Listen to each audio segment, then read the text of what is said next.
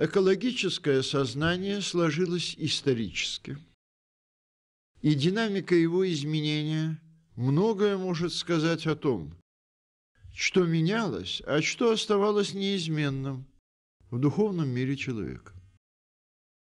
Так Виктор Гюго был убежден, что леса – это враг цивилизации, а современное массовое сознание склонно, не без основания, видеть в лесах скорее жертву цивилизации.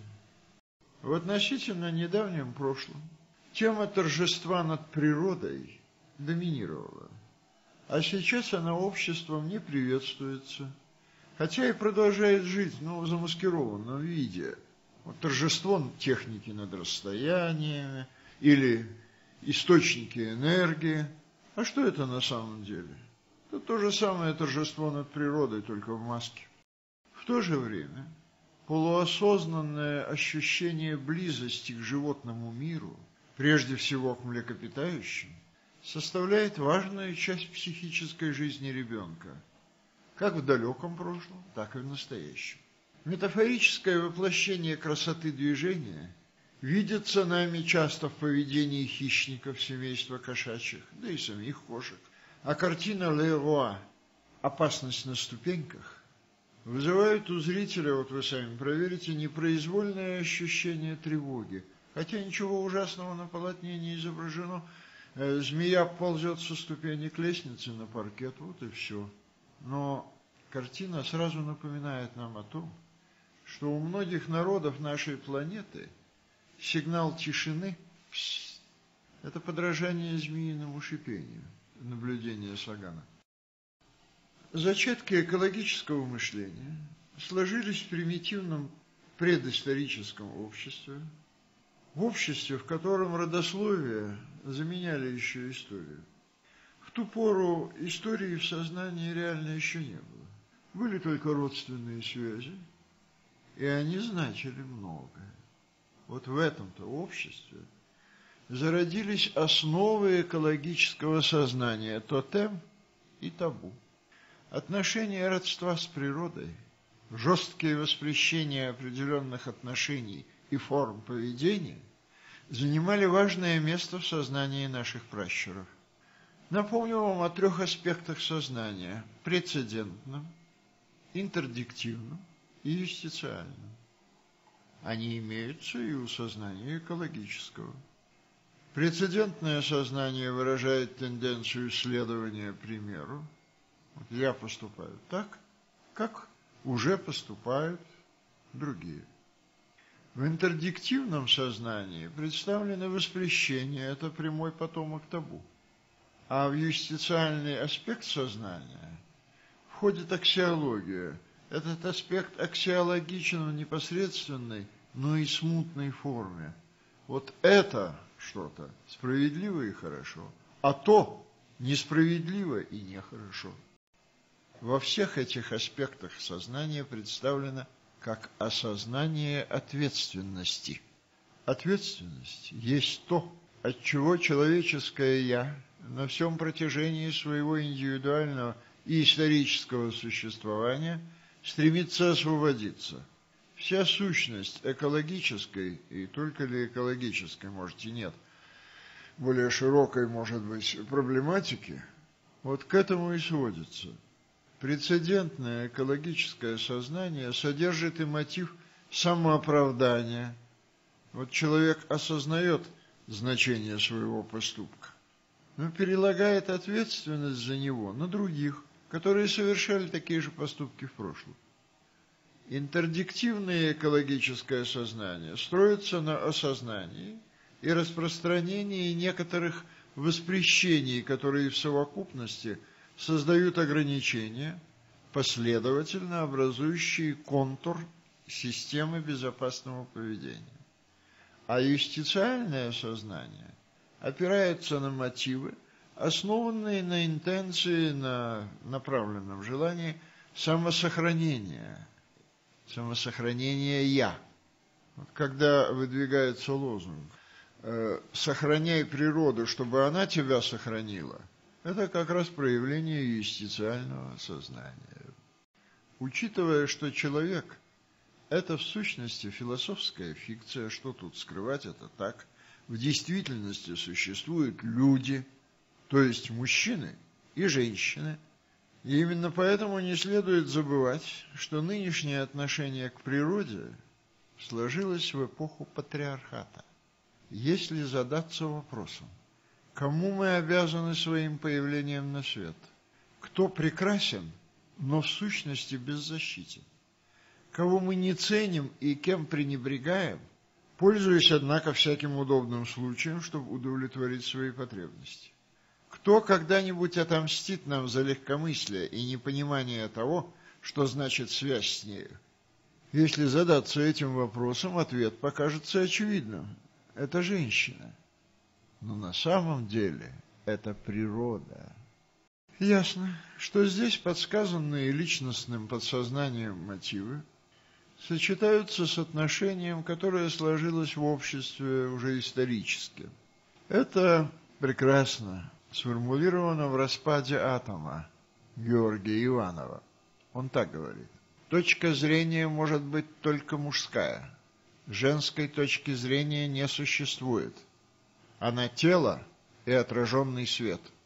Но ты вобрала мой свет и ушла, и весь мой свет ушел от меня.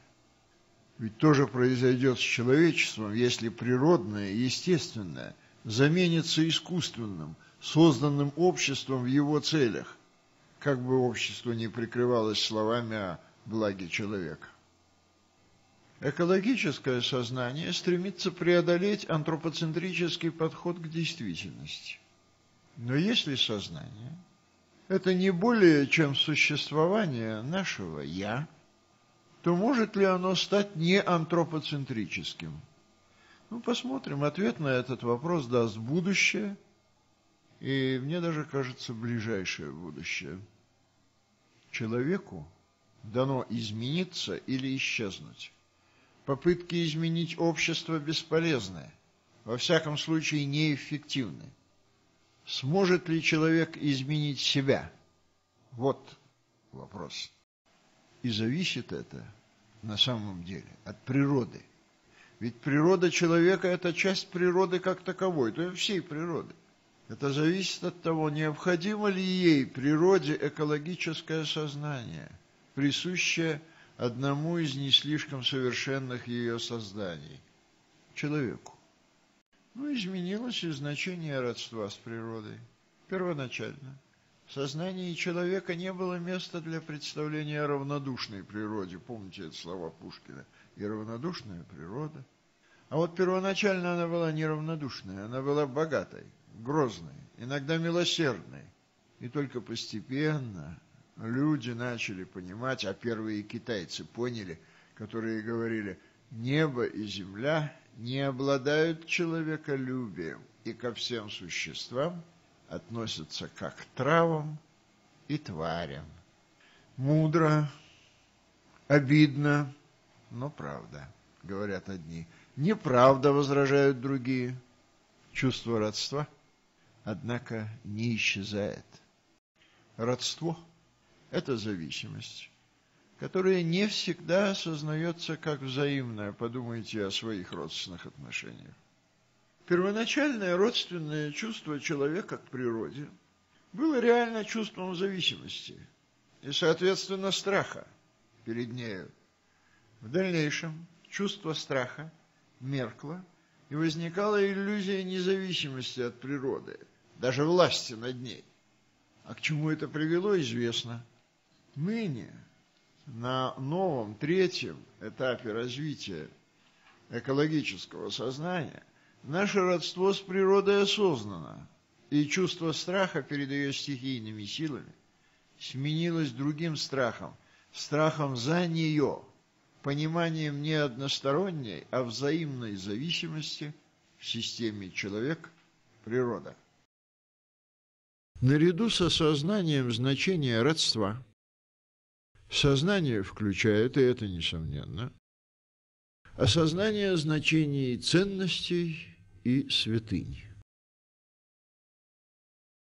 Заметим сразу, что тема эта социальная, прямо связанное с тем, что человек живет в мире продуктов труда, творчества. Хотя отношение к продукту труда и творчества в основном положительное, отношение же к труду и к тому, кто трудится, к человеку, амбивалентно. Понимание того, что труд тяжел, реализация его продуктов – проблема, это понимание переносится на творчество. Естественно, значение творчества для индивида отличается от значения монотонного, особенно физического труда. И тем не менее, вопрос об участи Творца никогда не был решен и, возможно, никогда не будет решен. Можно, как говорили умные люди, восхищаться творениями Фидия, но при этом отнюдь не желать стать Фидием. Фидий – это был великий скульптор. Иначе говоря, ценятся продукты, а не их создатель. А уж тема бедности, создателя ценностей культуры, это вообще вечная тема. Понятие «ценность» в сущности принадлежит к роду таких понятий, как начало, следствие, причина, таких изначальных понятий. И для многих из них, сейчас будет интересный термин, слушайтесь, для многих из них характерна энантиосемия. Это свойство отдельных слов иметь амбивалентное значение. Например, слово «исходный» может быть употреблено в значении «начальный», а бывает и в значении «конечный», на исходе уже. Итак, ценность – это исходное, изначальное понятие. То, что ценится, ставится выше другого, что ценится меньше. Оно не является транзитивным. Ценность выше только того, что ей предшествует, и только. Надо сказать, что в сознании верующего существует транзитивная иерархия ценностного типа. Просто дорогое, ценное, еще более ценное, святое. Так могут быть расставлены ценности религиозного культа, но вне этого, освященного традицией и отсутствием, кстати, логики мира, то есть на самом деле, вне этого традиционного и логичного мира, на самом деле ценности не транзитивны. Это предпочтение. Одно предпочитают другому, и это главное, это все. Как замечательно сказал Альбер Камю, ценность – это то, что психологически имеет тенденцию к обращению в эталон, то есть в общее правило. И вот это едва ли не определяющий, во всяком случае постоянный признак ценностей. Часть ценностей культуры носит собственный исторический характер. Здесь большую роль играет традиция. Многие ценности материальной культуры считаются ценностями только потому, что это мнение идет из прошлого, потому что такова традиция. В гипотетическом мире материальных ценностей, где такой традиции не существовало бы, многие предметы, пришедшие из древности, вообще никакой ценности бы и не имели. В семантическом пространстве культуры есть место, попадая в которое вещь или идея становится ценностью. Как и все семантическое пространство культуры, этот локус, это место, это точка, как хотите, опять-таки так и называйте, становится ценностью. Как и все семантическое пространство, этот локус существует только во времени. Поэтому всякая культурная ценность есть ценность, которая транслируется, передается во времени и, значит, обладает потенциалом превращения в традицию. Еще Аристотель выделил то качество вещей, которое он называл сутью их бытия, предполагая, что суть, кажется, квиддитас по латыни, терминологически несколько отлична от сущности. Суть предмета состоит именно и только в том, без чего суждение о нем теряет смысл. Вот так суть физических объектов заключена в их действительном существовании. Для того, чтобы физическая теория или гипотеза в данном случае, это все равно, имела бы смысл, она должна предполагать существование соответствующих объектов. Вот теория флогистона была такая, она лишилась смысла, когда было доказано, что флогистона нет, что он не существует. Суть феноменов культуры состоит в том, что они имеют значение для людей, а утеряв по какой-либо причине значение, они утрачивают и статус феноменов культуры. При этом они могут сохранять свое физическое существование, но как культурная ценность они уже не воспринимаются. В культуре овеществляются отношения между людьми, и овеществление это семиотично. Проще говоря, в крайнем и самом ярком выражении это вещь, выставленная в музее. Там она знак самой себя. Вот дамасский клинок. Он обнажен. Обнаженным клинком отдают салют или наносят удар. Но здесь им не рубят, не салютуют. Нелепость. Но нет, не нелепость. За стеклом он знак всех других клинков, какими они были. Если быть совершенно строгим, это даже как-то такой феномен, вынесенный за пределы употребления в сфере культуры. Это феномен истории культуры, вот так будет точнее. Персия и ее культура, древняя Персия, уже в прошлом. Или треуголка Суворова за музейным стеклом. Это знак самой себя. А треуголка Суворова, она была, когда ее могли пробить пули. То есть в употреблении. Во все времена люди по-разному представляли мир. И изменение таких представлений зачастую ломало прежние взгляды. Однако сознание человека неизменно расширялось и одновременно проникало все глубже и глубже в смысл явлений. Если так называемое обыденное сознание фиксирует лишь часть явлений, принимая верхушку айсберга за весь айсберг и вообще за его сущность, то расширяющемуся сознанию доступно осмысление, шаг за шагом, конечно, и подводные, огромные подводные части айсберга. И вот в айсберге экологического кризиса тоже есть своя надводная часть. Она и привлекает сейчас внимание, а вот его подводная часть, причинная, малодоступна пока пониманию. Концепция академика Вернадского о направленной эволюции биосферы в ноосферу предполагает появление адекватных форм отражения мира, или, как сейчас принято говорить, экологического сознания. И вот это сознание позволит перейти к новым формам взаимодействия с природой. Один из путей к ноосфере – это сопряжение развития природы и общества. Этапы такого взаимодействия природы и общества мы сейчас рассмотрим на схеме. На первом этапе это прошлое. Развитие Земли привело к появлению биосферы. Формы жизни диктуются естественным отбором. Потом, благодаря половому отбору, как учит Дарвин, появился человек, а затем, благодаря труду, общество. Скорее, даже одновременно это происходило. Собственно, в биосфере утвердилась подсистема с искусственным отбором организмов, с индустриальной технологией. В это время развитие природы и общества пошло несопряженно. Как-то порознь двигалось развитие природы и развитие общества.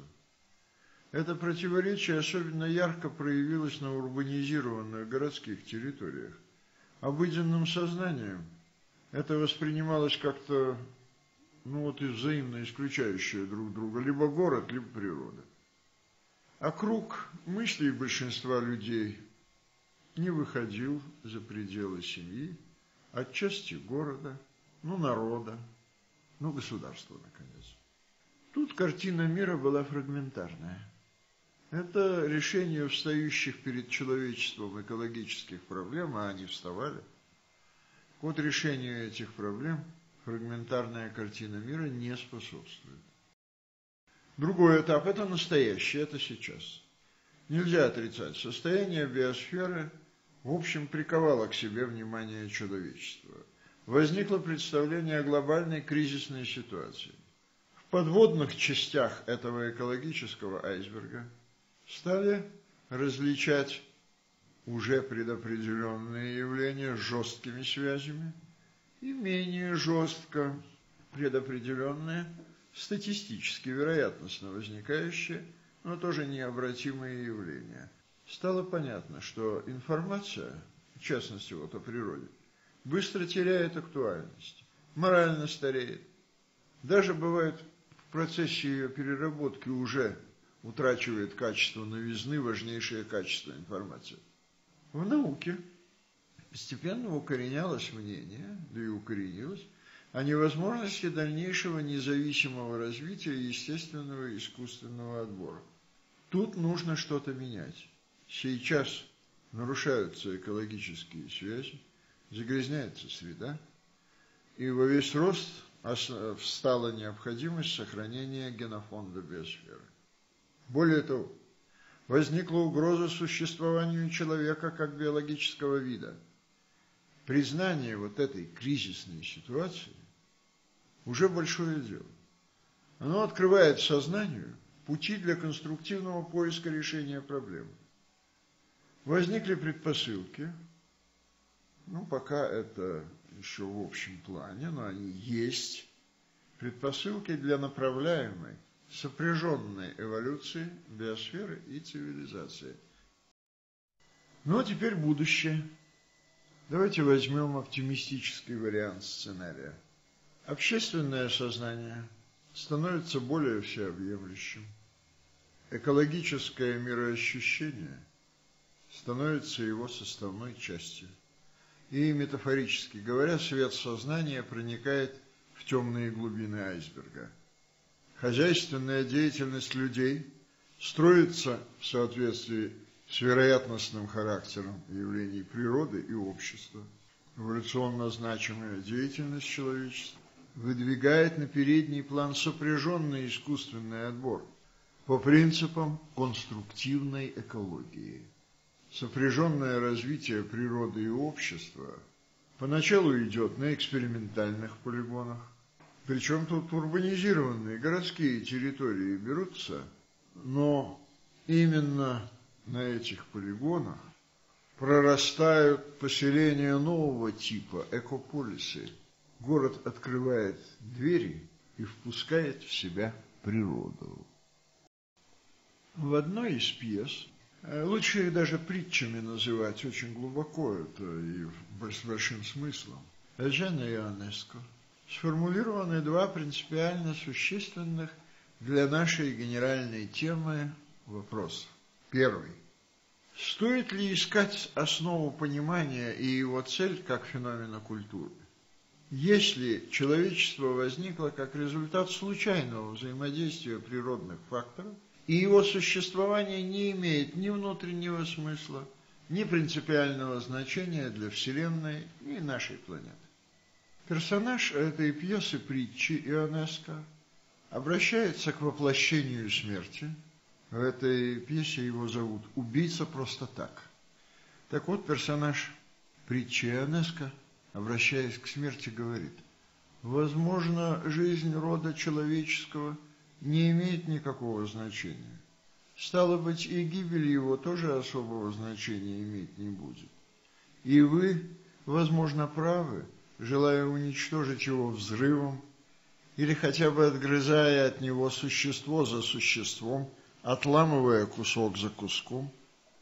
Вот чтобы это было не так, надо искать смысл существования рода человеческого. И, возможно, в этом и состоит источник развития понимания и задача культуры как формы преодоления конечности индивидуального человеческого существования. Сразу вам скажу, что вообще смысл жизни состоит в том, чтобы она продолжалась. И повторю, смысл жизни человека и человечества в том, чтобы она продолжалась. Сейчас обратимся к прошлому. Человек произошел в малых группах, относительно медленно передвигающихся по малым территориям. А в пещерные времена своего существования люди не меняли место пребывания многими поколениями, прообраз городов, кстати. Все, что уходило за горизонт, уже менее значимо было. А большие числа и большие расстояния он для нас часто не имеет вообще никакого зримого воплощения. Да и достаточно продолжительные отрезки времени тоже уходят за горизонт смыслового восприятия. Если корабль тонет медленно, то все плывущие на нем постепенно проникаются уверенностью, что он потонет не сегодня, а кто даже засыпает с мыслью, что он не утонет вообще никогда. Или с какой-нибудь другой мыслью к кораблю и к воде отношения не имеющие. Люди победили чуму и оспу потому, что они отсрочки не знали. Смерть была налицо. А вот у рака она вяло отсрочена, а у инфаркта непредсказуемо внезапно, как кирпич с балкона на старой улице. Тут, конечно, подсознательно играет важную роль и то обстоятельство, что рак, как, впрочем, и инфаркт, реже поражает молодых. Им вообще непонятно, что их ждет. Оценка жизни, и уж во всяком случае ее продолжительности, у них иная, чем у тех, кто уже находится на ее исходе. Когда смерть возникает рядом, как точка отсчета ценности жизни, во время эпидемии, например, сфероид социальной перцепции становится иным. Картина мира меняется. Как во время войны, это же тоже эпидемия своего рода, травматическая эпидемия. И в поиск средств борьбы включается динамичный интеллект и одаренность молодежи. Надвигающаяся катастрофа – мощный стимул только тогда, когда она у порога и непосредственно угрожает наиболее креативной части мыслящего человечества, наиболее творчески одаренной. Надо признать, что в экологическом плане этот стимул еще не является достаточно мощным. Вообще и слава Богу, это хорошо, ибо острый экологический кризис вообще смертельно опасен. Пусть уж лучше у нас будет время. Разумеется, не следует исключать и того, что вся экологическая проблематика – это порождение в сущности непреодолимого природного закона, ограничивающего возможности и численность человечества. Может быть, природа просто ограничивает человеческую популяцию пандемиями, гриппа, промышленными отходами, СПИДом. Природа, в широком смысле, в широком понимании этого слова, мир, может и ликвидировать эту популяцию, например, ядерным или биологическим оружием. Но процесс этот, если мы признаем его существование, значительно более тонкий и сложный, чем позволяют заметить такие грубые приближения. Обратите внимание на такие факты. Пандемия гриппа, которая унесла фактически больше жизней, чем Первая мировая война, последовала непосредственно за ней. А что произошло бы, если бы они совпали? И что произошло бы, если бы атомная бомба была бы изобретена не в 45-м, а в 40-м или 41-м году? А это ведь ничтожная часть примеров, которые, начиная приблизительно с 6-го Вюрмского оледенения, характеризуют существование человечества, а это было страшное обледенение, характеризуют существование человечества как процесс весьма маловероятный. Маловероятный, а может быть случайный в масштабах Вселенной. Так вот, от ответа на этот вопрос, на вопрос о том, насколько случайен человек в масштабах Вселенной, зависит и ответ на вопрос о том, напрасны ли усилия тех, кто защищает от человека естественную среду его обитания. Я, как вы помните, говорил вам, что два вопроса поставлены у Ионеско. Возьмемся за второй. Существует человек созерцательный. Он стремится приспособиться к миру. Существует человек деятельный. Он стремится приспособить мир к себе. Какое же решение верное? Нужно, чтобы мир и человек сделали шаг навстречу друг другу. Как это возможно?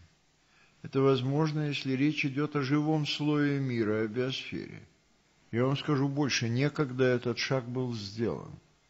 В первобытную эпоху, когда у очага господствовала его хранительница, женщина, были одомашнены животные, составляющие неотъемлемый элемент биоценоза, в который вписывались пещерные поселения людей. Это была в сущности сопряженная эволюция, и в результате сопряженной эволюции в домашней собаке был воплощен женский идеал мужчины – верный, сильный, бесстрашный страж очага, охотник, добытчик, охотник, приносящий добычу. А другое животное – это проекция собственного идеального образа женщины. Это домашняя кошка. Она независимая, гибкая, хищная, ласковая и любимая детьми. Эти и другие, я сейчас о растениях не говорю, и другие плоды эпохи сопряженной эволюции – это воплощенные шаги биосферы и социосферы навстречу друг другу. Но если мы должны сделать новые шаги, если мы решимся ступить на путь сопряженной эволюции, а мы должны, то теперь от человека потребуется многое. Его роль заботливого обитателя биосферы, его сопряженное развитие со всем человечеством, его понимание собственной роли и функции в естественно-историческом процессе. Может ли человеческая культура измениться настолько, чтобы вернуть мир и человечество к сопряженному развитию? Приведет ли такое развитие к модификации видовых черт человека как родового существа? Есть ли, это главное, такие процессы, которые должны происходить только спонтанно, только сами, такие процессы, вмешательство в которые и человека должно быть решительно и навсегда воспрещено ввиду опасной ограниченности его познавательных сил и возможностей. Быть может, природа обладает, если не целью, то хотя бы генеральным направлением своего развития, и стоит попытаться определить, противостоит ему существование человечества, или, напротив, оно находится на самом острие этого движения к точке омега, высшей точке, о которой размышлял Теilhard де Шарден. Культура изменяет способ существования природы. Она в состоянии ее разрушить, изменить, сохранить, сделать предметом поклонения. Все это в силах культуры. Но, видимо, не в ее силах стать полностью нейтральной по отношению к природе, не влиять на ее существование никак. Земной шар для этого слишком мал.